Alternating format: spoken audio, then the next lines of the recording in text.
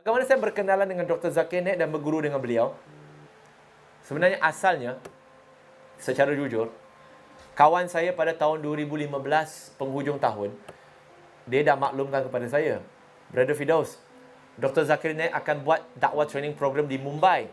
You nak pergi tak? You pergilah. You layak pergi.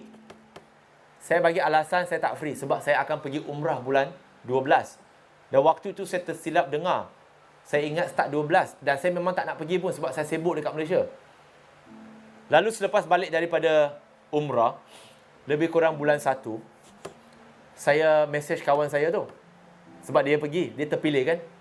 Peserta dari seluruh dunia. Kena interview.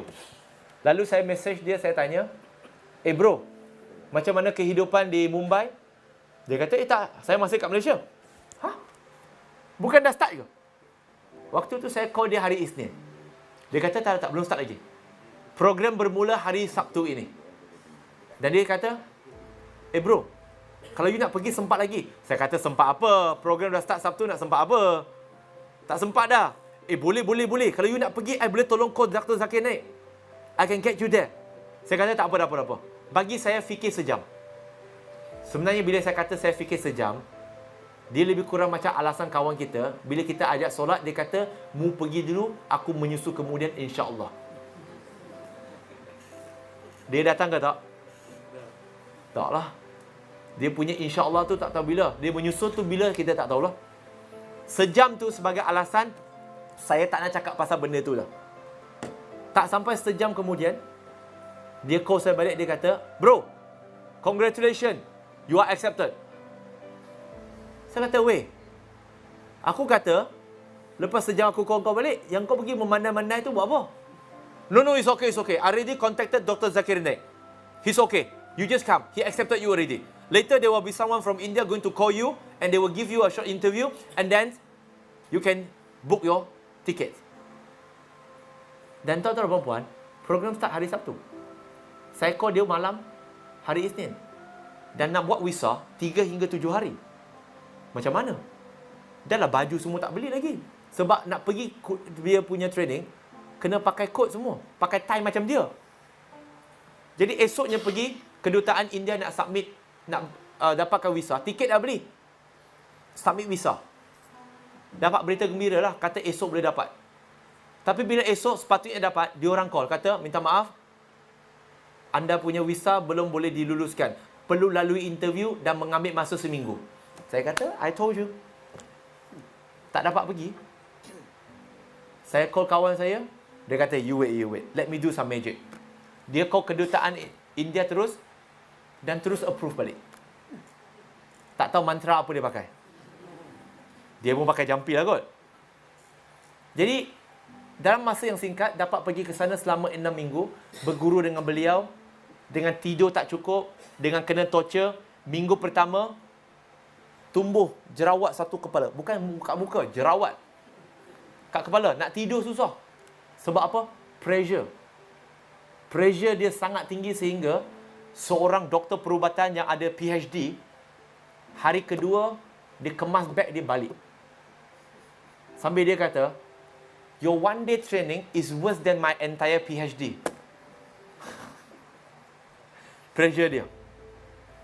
Kami tidur pun 3-4 jam. Dr. Zakir Naik hampir setiap hari dia tidur purata 1 jam saja. Training kami 16-18 jam sehari. Pernah habis program pukul 4 pagi. Program start 8 pagi. Memang kami bagi tahu kepada Dr. Zakir Naik selepas training, Zakir Bhai, this is not international dakwah training program. This is international dakwah torture program. Lalu dia kata, Dr. Zakir Naik dia kata, if you guys cannot go through all this training, what make you guys think you can go out and survive with all those missionary attacking you?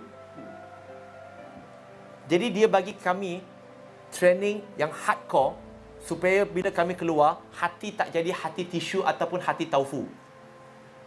Bukan jadi hati keras, kepala keras, bukan. Tetapi serangan akan datang, kita strong.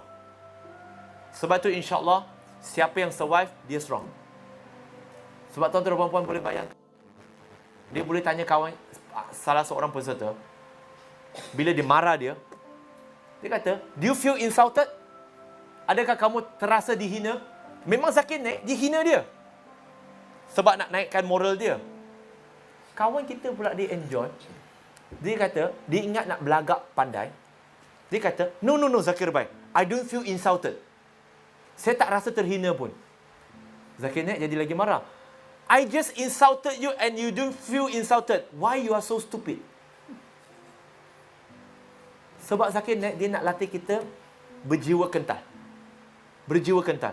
Dan tuan-tuan dan puan-puan, dia boleh marah kita kerana satu kesalahan yang kecil. Kami duduk atas pentas. Dia boleh marah kami, ceramah kami tentang satu kesalahan tu selama 45 minit. Saya pernah, bila sesi soal jawab tu bukan kami yang tanya, dia yang jawab. Dia yang tanya, kami yang kena jawab. Dia tanya soalan, saya jawab. Saya bagi lebih 20 lebih petikan ayat Quran, ayat Bible, ayat Vedas dan sebagainya kepada dia. Dia tanya kepada peserta semua, berapa markah kamu bagi? Yang lain-lain kata, oh Zakir Baik, dia bagi banyak quotation tau. 80 markah, 90 markah. Sampai kepada Zakir Naik, dia tanya peserta, do you know how many points I'm going to give Firdaus? 0. Hello. Saya bagi 20 lebih quotation, 0.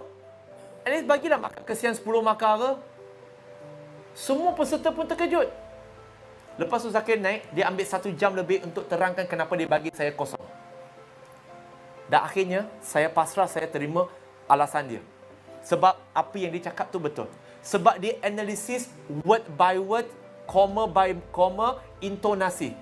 Soalan dengan jawapan, tally ke tidak.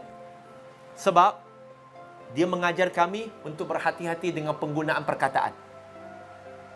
Walaupun kamu nampak hebat, kamu boleh tipu orang yang tak pandai.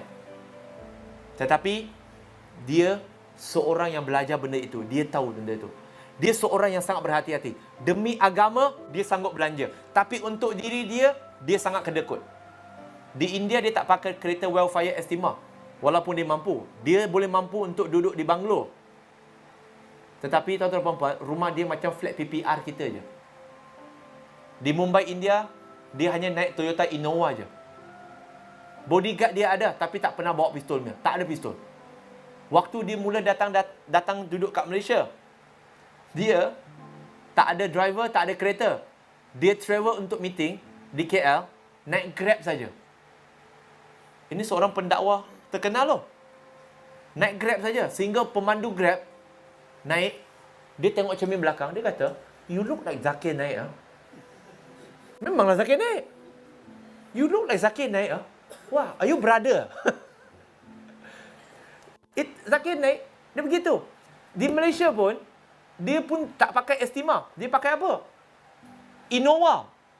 Innova juga. Sampai anak dia, kawan saya, Farid Naik, dia cakap dengan Dr. Zakir Naik, Abi, why you fall in love with Innova? You can buy welfare. Sebab dia tak payah beli pun. Orang boleh sponsor. Kat Malaysia dia sampai, dia tak ambil bodyguard pun. Sehingga ada orang kena paksa dia ambil bodyguard. Tahu tak kenapa? Masya Allah. Mungkin ada benda kita tak setuju dengan dia. Tapi pengalaman saya bersama dengan dia 6 minggu dan sering berkomunikasi dengan dia melalui WhatsApp. Dia mengajar saya satu benda. Jikalau sekalian manusia datang nak memberikan satu manfaat kepada kamu, tetapi Allah tak izinkan, mereka tak dapat bagi satu manfaat. Jikalau manusia sekalian berkumpul untuk memudaratkan kamu, tetapi Allah tak mengizinkan, mereka tak mampu memudaratkan kamu. Dia punya tawakal kepada Allah Subhanahu Wa Taala itu tinggi sangat. Sangat tinggi. Sangat hebat. Boleh tidur sejam. Untuk agama, dia sanggup belanja macam-macam. Untuk diri dia, dia kedekut gila. Kedekut gila. Dan dia sangat tegas dengan anak-anak dia.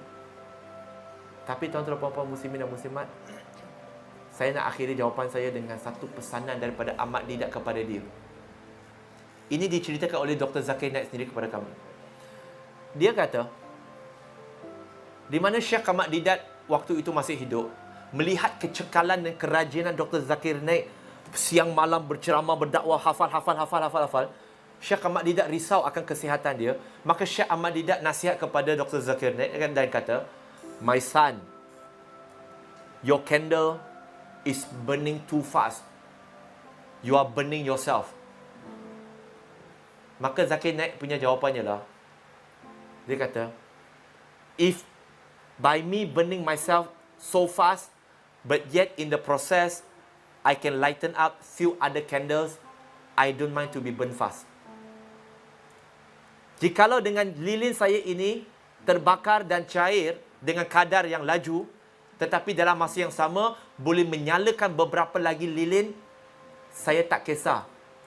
Saya membakar dengan cepat, matilah maksud dia. Sebab tujuan dia memang inna solati wa nusuki wa mahyaya wa mamati lillahi rabbil alamin. Meeting dengan dia, tuan-tuan dan puan-puan, kami di Malaysia meeting dengan dia.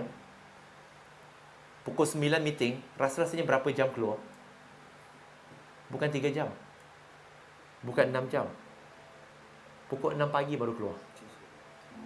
Tak dapat keluar. Dia lock pintu rumah dia. Dia punya meeting, tuan-tuan dan puan-puan, untuk agama dia meeting. Untuk agama dia boleh meeting, dia nak point to point, sangat precise. Sangat precise. Ketelitian dia untuk agama memang hebat. Jadi tuan-tuan dan puan-puan muslimin dan muslimat, kalau kita tak mampu berdakwah seperti Dr. Zakir Naik, sebab dia adalah bukan one in a million, but one in a billions. Sekurang-kurangnya hadirlah. Hadirlah di ceramah dia, bawa kawan-kawan kita, penuhkan stadium, sehingga banjir, bukan banjir air, banjir manusia, sehingga di luar, serulah mereka datang. Memandangkan sekarang kerajaan negeri Kelantan pun akan menyediakan penterjemahan. Tuan-tuan dan puan-puan, kita pun tak tahu berapa lama lagi legenda ini akan hidup. Berapa lama lagi beliau akan di Malaysia dengan tekanan-tekanan. Sebab itu kalau kita sebagai Muslim, kita tidak menyokong seorang Muslim yang banyak berjasa kepada Islam, apa jawapan kita kepada Allah bila Allah tanya, kenapa dihantar kepada seorang kamu pendakwa yang hebat, yang banyak memperjuangkan Islam, tetapi kamu sebagai Muslim di Malaysia pula nak halau dia dan tak memberikan